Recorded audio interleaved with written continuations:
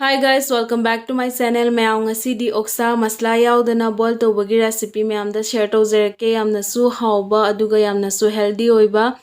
soibum hapaga ado mayam video se loina yengbiu yamna haubane loina yengbiu oksa se 500 gram ne haujik se phajana chamthoe aduga machan ngai loina hapaga phutringai mamangda ahanbada thum khara hapaga minute kunmuk phulani ok sigi situation si yengaga aduga matam sigi situation si yengaga ahanbada sise thumgra hapaga boil tawrani aduga phajana amotpa leiba khopado phajana chamthoani ado sise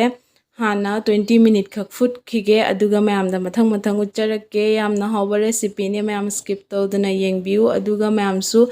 sumaina healthy recipe se soidna try tawbiu ado hojik se maida phutoine ado makhung khumjalaga phulani mathang mathang ucharake mayam ising se half liter hapaga futlini ado hojik 20 minute futle aduga hojik si se phajana chamthoe hojik amuk soibum hapaga futoine soibum se yumda semba soibum ne aduga hojik se oksa se amuk soibum aduga machan kaika amuk hapchalaga amuk futlani aduga soibum se yumda sembane mayam recipe pamadi comment tawbirau soibum se hojik chamasani ka hapani aduga soibum se adum chahi chukna adum phana leiraga su soibum se asum ngauraga lei aduga soibum sigi mahi si su khara hapani khara sinnabagi tilau hapchalani tilau se khara sugairaga medium size ki tilau ani khara khara sugaire yam kupna sugaide yam kupna sugairaga di aigi ona di pamjade aduduna khara khara sugaire chanam si su medium size ki ani khakne aduga singhra su sugaire yam kupna sugaide aduga hojik siga morok atekpane morok atekpase tare nipan khakne asi sisu phajana khara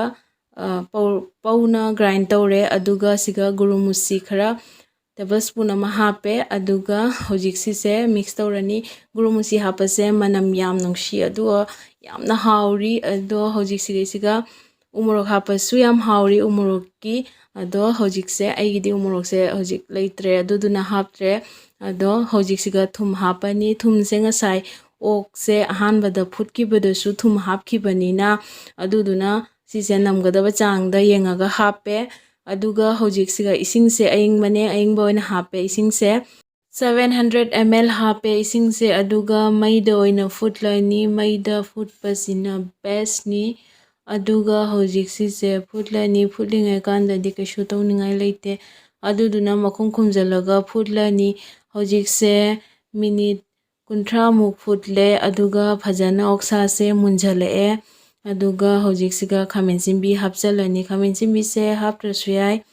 aduga idi pambagi hape aduga hojik sise aduga khara colorful soi hojik sise phajana mix tawrani mix tawraga mai se hojik ti taphalani taphalaga medium flame da thammani ngasai de di mai se kana tharaga futlini hojik sise makhum khamen simbi se khara toitharakna bagi mai se taphalaga makhum khumjalaga thammani aduga marak marak da su sise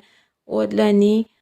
punna sise 45 minute futoine aduga hojik se soibum si su munjhale aduga oksa si su munjhale ahanbada futkhrabanina aduduna yam kuina futrasu 45 minutes muk fulasu adum yarani aduga ahanba futradi khara kuina pung muk futragadi mahau thooi aduda hojik se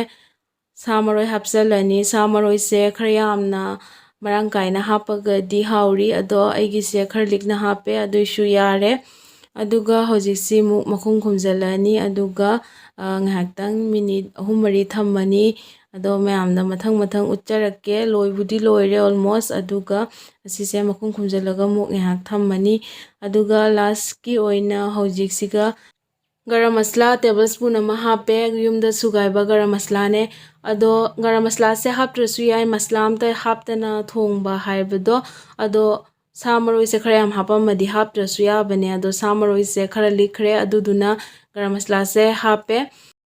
punna 45 minute futle adoga loire hojik oksa boil tawbagi healthy oiba recipe se ado hojik last ki oina serve tawre aduga mayam su soidana sumaina thongaga chabiu leksuk le thoktabani aduga yamna su hawbani yamna healthy oi ꯑꯗꯣ ꯃꯌꯥꯝ ꯁꯣꯏꯗꯅ ꯆꯥꯕꯤꯔꯣ ꯑꯗꯨꯒ ꯀꯃꯥꯏꯅ ꯇꯦꯁꯇꯣ ꯐꯪꯒꯦ ꯍꯥꯏꯕꯗꯣ ꯀꯣꯃꯦꯟꯇ ꯍꯥꯏꯕꯤꯔꯛꯎ ꯑꯗꯨꯒ ꯑꯩꯒꯤ ꯚꯤꯗꯤꯑꯣꯁꯦ ꯄꯥꯝꯕꯤꯔꯒꯗꯤ ꯂꯥꯏꯛ ꯁꯦꯌꯔ ꯁꯕꯁꯀ꯭ꯔꯥꯏꯕ ꯀꯃꯦꯟ ꯇꯧꯕꯤꯔꯝꯃꯨ ꯑꯗꯨꯒ ꯑꯩꯅ ꯃꯊꯪꯗ ꯀꯩꯀꯩ ꯚꯤꯗꯤꯑꯣ ꯊꯥꯡꯒꯠꯍꯧꯒꯦ ꯍꯥꯏꯕꯗꯣ ꯃꯌꯥꯝ ꯀꯣꯃꯦꯟꯇ ꯍꯥꯏꯕꯤꯔꯝꯃꯨ ꯊꯦꯡꯛ ꯌꯨ ꯐꯣꯔ ꯋꯥꯆꯤꯡ ꯃꯌꯥꯝ ꯃꯊꯪꯗ ꯑꯅꯧ ꯑꯅꯧꯕ ꯚꯤꯗꯤꯑꯣ ꯊꯥꯡꯒꯠꯆꯔꯛꯀꯦ